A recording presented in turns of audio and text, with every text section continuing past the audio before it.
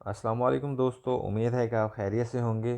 اور آج میں اسلامیات کے دوسرے لیکچر کے ساتھ آپ لوگوں کے ساتھ جڑا ہوں، اور دوسرے لیکچر میں ہم کوشش کریں گے ساری چیزیں ہم ڈسکس کریں آپ صلی اللہ علیہ وسلم کی زندگی کے حوالے سے۔ تو 41واں جو ہمارا کویشچن ہے وہ ہے کہ فرسٹ غزوہ آف اسلام، پہلا غزوہ جو آپ صلی اللہ علیہ وسلم نے لڑا یا اس میں پارٹیسپیٹ کیا وہ تھا غزوہ ودان، اور اسے ہم غزوہ ابوا بھی کہتے ہیں۔ غزوہ ابوا اس وجہ سے کہتے ہیں کہ کیونکہ یہ ابوا کے مقام پہ ہوا تھا، اور یہ 12واں دوسری ہجری تھی اور 12 رجب تھی۔ اس میں یہ غلط لکھا ہوا ہے، میں تھوڑا سا اس کو کلیئر کر دوں کہ دوسری ہجری 12 رجب ابوا کا مقام تھا۔ تو یہ آپ نے پہلا کویشچن تھوڑا سا کریکٹ کرنا ہے۔ اور اس میں ٹوٹل جو صحابہ تھے آپ صلی اللہ علیہ وسلم کے ساتھ وہ 70 تھے۔ آپ صلی اللہ علیہ وسلم مدینہ سے گئے تھے ابوا کے مقام پر یہ جنگ لڑنے کے لیے، لیکن وہاں پر قریش موجود نہیں تھا، جبکہ جو اطلاع ملی تھی اس کے مطابق یہ تھا کہ قریش وہاں پہ موجود ہے، تو وہاں پہ قریش موجود نہیں تھا، اور اس وجہ سے یہاں پہ کوئی جنگ نہیں ہو سکی تھی۔ یہ صرف کہہ لیں کہ وہاں پہ جب آپ صلی اللہ علیہ وسلم اپنے صحابہ کے ساتھ گئے تو وہاں پر آپ صلی اللہ علیہ وسلم نے قریش کی بجائے ایک قبیلے کو پایا۔ اس قبیلے کا نام تھا بنو دمرہ، اور ان کے درمیان آپ صلی اللہ علیہ وسلم کے درمیان اور اس قبیلے کے درمیان ایک پیس ایگریمنٹ ہوا، جس میں ایک دوسرے کے ساتھ کوآرڈینیشن کرنے کی یقین دہانی کروائی گئی۔ تو پیس ایگریمنٹ ہوا تھا، اور اس کے بعد آپ صلی اللہ علیہ وسلم واپس آ گئے تھے۔ تو دوسرا جو غزوہ ہوا تھا وہ ہوا تھا غزوہ بدر، اور یہ غزوہ بدر ہوا تھا رمضان میں، اور دوسری ہجری ہی تھی، رمضان میں دوسری ہی ہجری تھی جس میں غزوہ بدر ہوا تھا۔ اور غزوہ بدر میں آپ صلی اللہ علیہ وسلم کے ساتھ 313 صحابہ کرام تھے۔ ٹوٹل جو مسلم تھے وہ 313 تھے، اور کفار کی طرف سے 1000 بندے تھے۔ تو اس طرف سے جو لیڈ کر رہے تھے مسلمانوں کی طرف سے وہ آپ صلی اللہ علیہ وسلم تھے، جبکہ کفار کی طرف سے جو لیڈر تھے وہ تھے ابو جہل، اور 313 میں سے 14 نے شہادت نوش کی، 14 جو صحابہ کرام تھے وہ شہید ہوئے، جبکہ کفار کی طرف سے 70 جو کفار تھے وہ ہلاک کیے گئے، اور 70 کفار کو قید کیا گیا۔ اور اس طرح وہ جو غزوہ تھا آپ صلی اللہ علیہ وسلم کی لیڈرشپ میں وہ مسلمانوں نے جیت لیا، اور اس سے بہت سا مال غنیمت مسلمانوں کو ملا۔ تو اس طرح اس کے علاوہ 43واں کویشچن ہمارے پاس ہے کہ حضرت ابو ہریرہ رضی اللہ تعالی عنہ اس نے کتنی حدیثیں نیریٹ کی ہیں یا لکھی ہیں؟ وہ تقریباً 5374 حدیث ہیں جو حضرت ابو ہریرہ رضی اللہ تعالی عنہ نے نیریٹ کی ہیں۔ اس کے علاوہ حضرت عائشہ رضی اللہ تعالی عنہ، آپ کو بتاتا چلوں، انہوں نے بھی 2210 احادیث لکھی تھیں، تصدیق ہوئی ہے کہ یہ آپ صلی اللہ علیہ وسلم کے اقوال تھے۔ تو یہ دونوں کویشچن کافی امپورٹنٹ ہیں اور یہ آتے ہی رہتے ہیں۔ اور اس کے بعد 44 کویشچن ہے کہ حضرت نوح علیہ السلام از کالڈ شیخ الانبیاء۔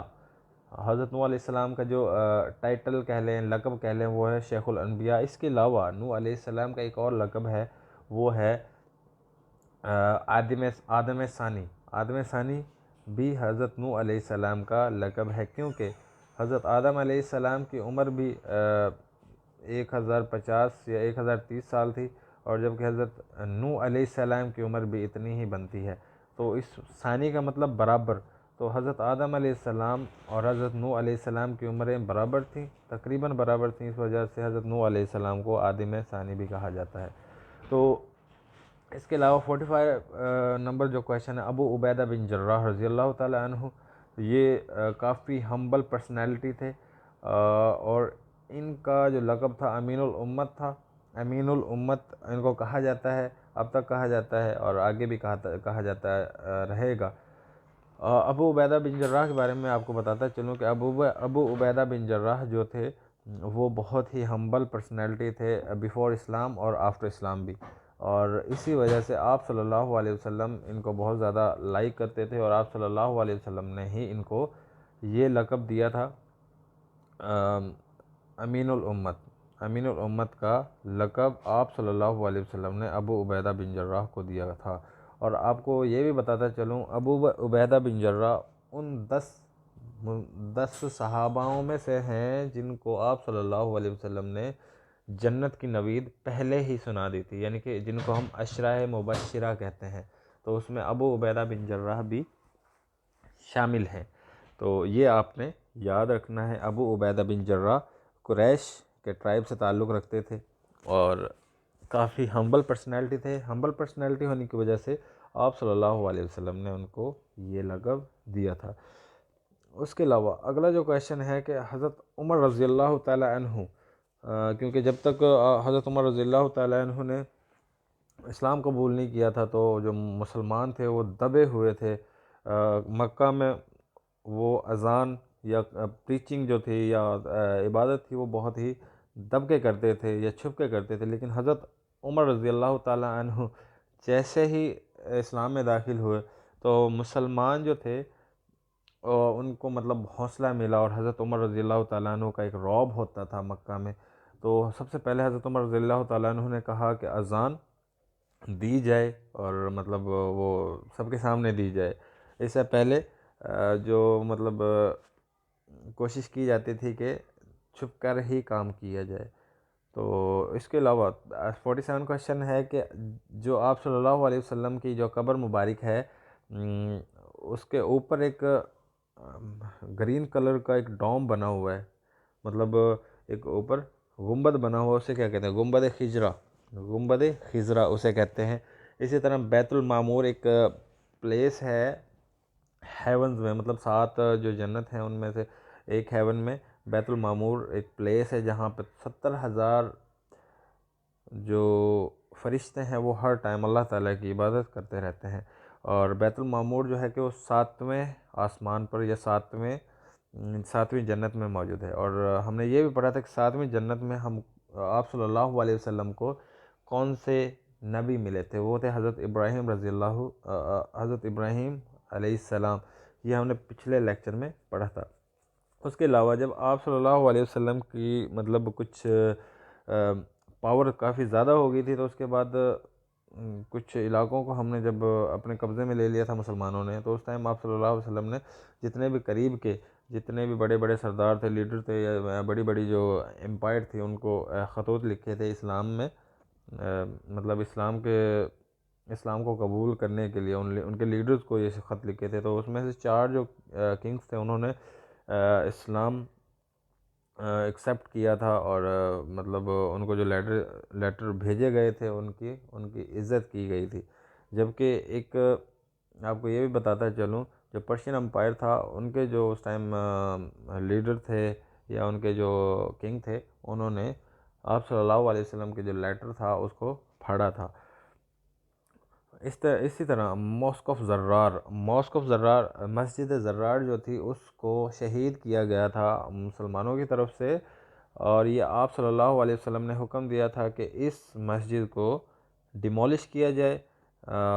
یہ کیوں کیا گیا تھا؟ کیونکہ یہ کہا جاتا تھا کہ یہ جو مسجد ہے یہ منافقین نے بنائی ہے، اور کیونکہ یہ جو منافقین تھے جنہوں نے یہ مسجد بنائی تھی انہوں نے غزوہ احد میں کفار کا ساتھ دیا تھا، اور اب بھی ان کا یہی بیانیہ تھا، اور یہ جو مسجد تھی یہاں پہ وہ اسی چیز کی تبلیغ کرتے تھے یا کوشش کرتے تھے کہ یہاں سے ایک علیحدہ سے ایک فوج بنائی جائے، ایک علیحدہ سے کچھ لوگوں کو اکٹھا کیا جائے کہ جو آپ صلی اللہ علیہ وسلم کے خلاف لڑ سکیں۔ ان کا مطلب جو بیانیہ تھا وہی تھا جو قریش والوں کا تھا، منافقین تھے۔ اس وجہ سے آپ صلی اللہ علیہ وسلم نے مسلمانوں کو کچھ مطلب جو مسلم تھے ان کو یہ حکم دیا کہ اس مسجد کو ڈیمولش کیا جائے یا اس کو مطلب شہید کیا جائے۔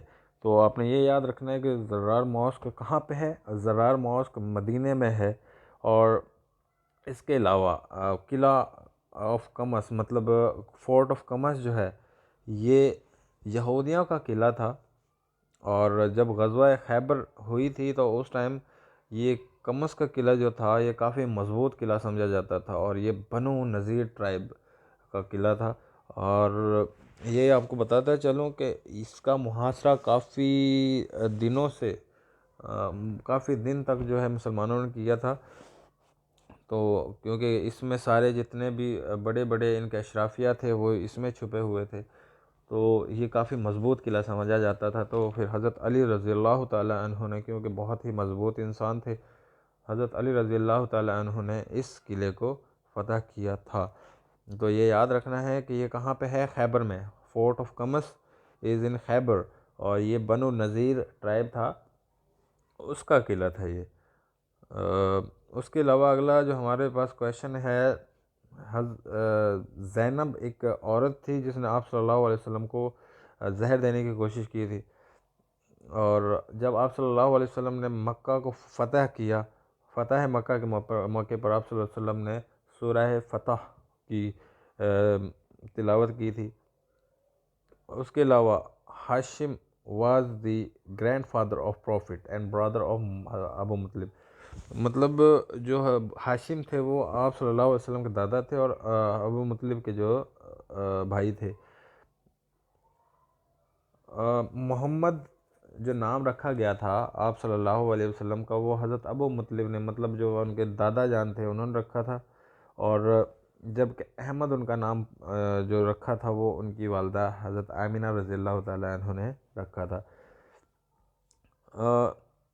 جب جیسے ہی نبوت ملی تھی تو بہت سی پریشانیاں مسلمانوں کو مطلب آئی تھیں شروع میں، کیونکہ لوگ تھوڑے تھے، مسلمان تھوڑے تھے اور کفار زیادہ تھے، تو اس وجہ سے کافی پریشانیاں آتی رہتی تھی۔ تو چھپ کے، کیونکہ زیادہ تر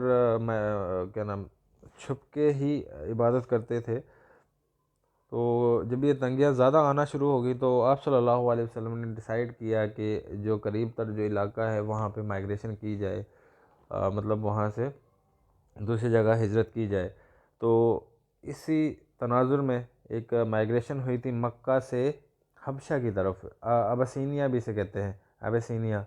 تو یہ ہوئی تھی 7واں مہینہ تھا، اور 5 نبوی کو، مطلب آپ صلی اللہ علیہ وسلم کو جب 5 سال ہی ہوئے تھے نبی بنے ہوئے، تو یہ ہوئی تھی کہاں، مکہ سے حبشہ کی طرف ہوئی تھی، اور اس میں ٹوٹل 15 لوگ تھے، 11 مرد اور 4 خواتین، جو کہ حبشہ کی طرف ہجرت کر کے گئے تھے۔ اسی طرح دوسری مائگریشن ہوئی تھی، وہ 616 ہجری 616 عیسوی میں ہوئی تھی، مطلب 1 سال بعد 6 نبوی میں ہوئی تھی، اور اس میں ٹوٹل جو لوگ تھے وہ 101 لوگ تھے، اور جس میں 18 عورتیں تھیں۔ 101 جو لوگ گئے تھے دوسری مائگریشن حبشہ کی طرف جو ہوئی تھی، اس میں 101 لوگ تھے اور 18 خواتین تھیں۔ سیکنڈ مائگریشن جو تھی اس میں کتنے لوگ تھے، 101 لوگ تھے اور 18 خواتین اس میں شامل تھیں۔ حضرت آمنہ جب وفات پا گئی تھی آپ صلی اللہ علیہ وسلم کی جو والدہ تھی، تو ایمن نے بھی آپ کی دیکھ بھال کی تھی۔ اسی طرح 62 کویشچن ہے، آفٹر حرب فجر holy prophet took part in حلف الفضول۔ اب حرب فجر کیا ہے؟ حرب فجر ایک لڑائی ہوئی تھی قریش اور ایک اور قبیلہ تھا قیاس، قریش اور قیاس کے درمیان یہ لڑائی ہوئی تھی حرب فجر، اور یہ جو لڑائی تھی یہ تقریباً 4 سال تک لڑی گئی تھی، اور یہ کہا جاتا ہے کہ حضرت ابراہیم علیہ السلام سے لے کے اب تک، مطلب جب تک اسلام نہیں آیا تھا، تو کچھ ایسے مہینے تھے جن میں لڑائی کرنا حرام سمجھی جاتی تھی، اور وہ اب بھی، مطلب یہ جو 4 مہینے تقریباً ہیں، یہ اب بھی ان کا کہا جاتا ہے کہ ان میں کوئی بھی غلط کام نہ کیا جائے۔ تو میں آپ کو بتاتا چلوں وہ کون کون سے تھے مہینے: ذی القدر، ذی الحج، محرم اور رجب۔ یہ جو حرب فجر ہوئی تھی یہ ان پروہیبیٹڈ منتھ میں ہوئی تھی، اس وجہ سے قریش اس چیز کو غلط سمجھتے تھے، کیونکہ یہ حضرت ابراہیم علیہ السلام سے لے کے آگے اسلام کے آنے تک ان مہینوں میں جنگیں نہیں کی جاتی تھی۔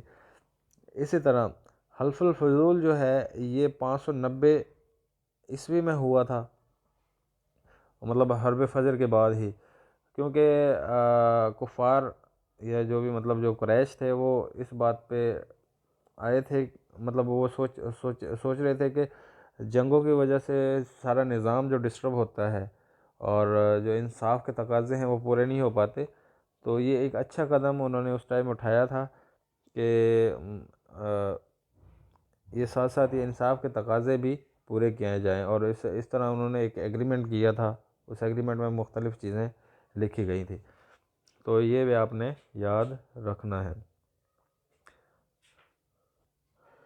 تو میں نے آپ لوگوں کو بتایا تھا کہ حرب فجر کیا ہے اور حلف الفضول کیا ہے۔ اس کے علاوہ آپ صلی اللہ علیہ وسلم نے جو سیکنڈ ٹور کیا تھا سیریا کا، شام کا، وہ 24 سال کی عمر میں کیا تھا، اور اس ٹائم حضرت ختیجہ رضی اللہ تعالیٰ عنہ کے ایک غلام بھی آپ کے ساتھ تھے، ان کا بھی ہم آگے ابھی پڑھیں گے اس کا۔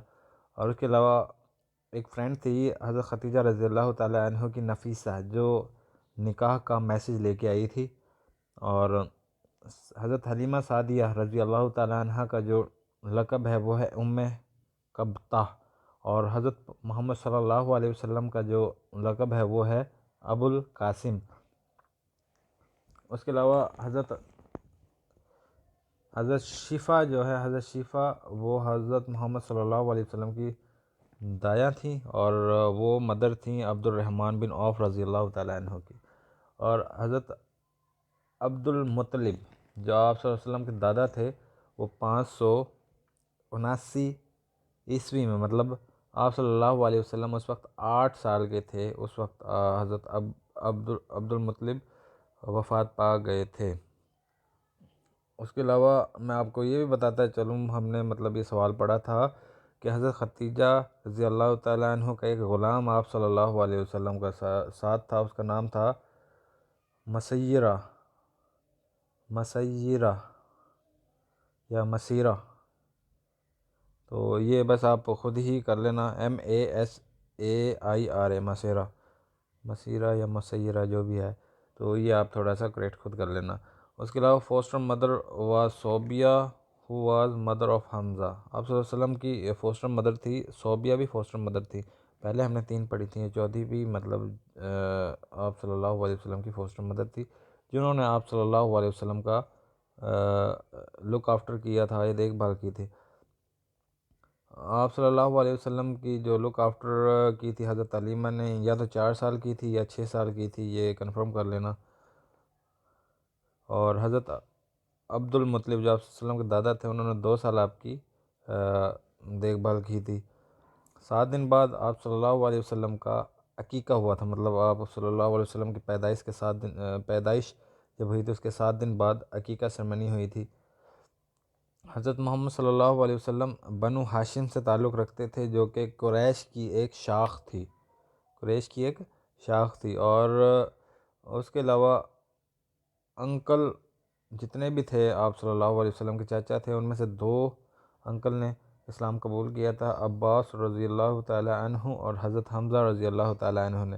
آمنہ رضی اللہ تعالیٰ عنہ، یہ میں آپ کو بتانا بھول گیا تھا کہ حضرت آمنہ رضی اللہ تعالیٰ عنہ، یہ ابوا کے مقام پر ان کی قبر مبارک ہے، مکہ اور مدینہ کے درمیان، جہاں پہ ایک جنگ بھی لڑی گئی تھی، غزوہ ودان میں آپ کو بتا رہا تھا، وہ ابوا کے مقام پہ لڑی گئی تھی، تو آپ صلی اللہ علیہ وسلم کی جو والدہ ہیں وہاں پہ ان کی قبر موجود ہے۔ اور 6 مہینے پہلے آپ صلی اللہ علیہ وسلم کی پیدائش کے 6 مہینے پہلے ان کے والد حضرت عبداللہ جو ہے کہ اس دنیا سے چلے گئے تھے، جہان فانی سے چلے گئے تھے۔ آپ صلی اللہ علیہ وسلم کا نہ تو کوئی بھائی تھا اور نہ ہی کوئی بہن تھی۔ فوسٹر فادر مطلب جو منہ بولا باپ حضرت حارث تھے آپ صلی اللہ علیہ وسلم کے، جو مطلب کہتے ہیں کہ foster father of prophet was Haris, حضرت حارث رضی اللہ تعالیٰ عنہ۔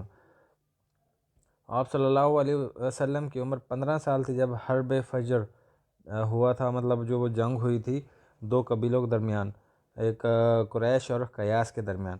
تو 4 سال تک یہ جنگ چلی تھی. اس کے بعد پھر حلف الفضول ہوا تھا. میں نے آپ کو پہلے بتایا تھا اس کے بارے میں.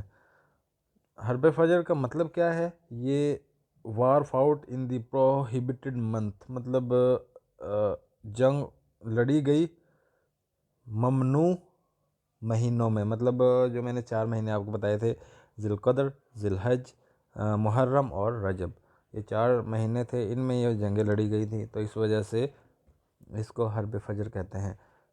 First father in law of prophet peace be upon him, یعنی کہ حضرت ختیجہ رضی اللہ تعالی عنہا کے جو والد صاحب تھے ان کا نام تھا خوالد نام تھا حضرت ختیجہ رضی اللہ تعالی عنہا کے والد کا. اور حضرت آمنہ رضی اللہ تعالی عنہا جو کہ آپ صلی اللہ علیہ وسلم کی والدہ تھی، ان کا جو ٹرائب تھا وہ تھا بنی زہرہ ٹرائب. تو یہ آج ہم نے کچھ کویشچنز کیے تھے اور کافی امپورٹنٹ کویشچن تھے. تو میں نے کوشش کی جتنا میں ایکسپلین کر سکا آج اس لیکچر میں. تو اگر آپ لوگوں کو کوئی بھی بات سمجھ نہیں آتی ان کویشچنز کے حوالے سے، یا کوئی بھی معاملات آپ کو لگتے ہیں کہ میں کہیں پہ غلط ہوں، تو کائنڈلی کومنٹس میں آپ لکھیے اور مجھے بتائیے کہ یہاں پہ یہ غلط ہے، تاکہ میں اس کو کریکٹ کر سکوں. اور باقی یہ ہے کہ میرے چینل کو سبسکرائب کریں اور بیل آئیکن کو دبائیں. کوشش تو میری یہ ہوگی کہ میں سارے سبجیکٹس کو یہاں پہ کلیئر کرواؤں. تو ابھی جیوگرافی اور اسلامک اسٹڈیز چل رہی ہے، تو ان کے لیکچرز آپ دھیان سے سنیں، انشاءاللہ بہت فائدہ ہوگا. تب تک کے لیے اللہ حافظ. انشاءاللہ نیکسٹ ویڈیو میں آپ کو کوشش کروں گا کہ میں اسلامک اسٹڈیز اور جیوگرافی اچھے طریقے سے ایکسپلین کروں. اگر کوئی آپ موڈیفیکیشن کروانا چاہتے ہیں یا ویڈیو میں کوئی بہتری کے لیے کوئی آپ سجیشن دینا چاہتے ہیں، وہ بھی آپ کمنٹ میں دے سکتے ہیں.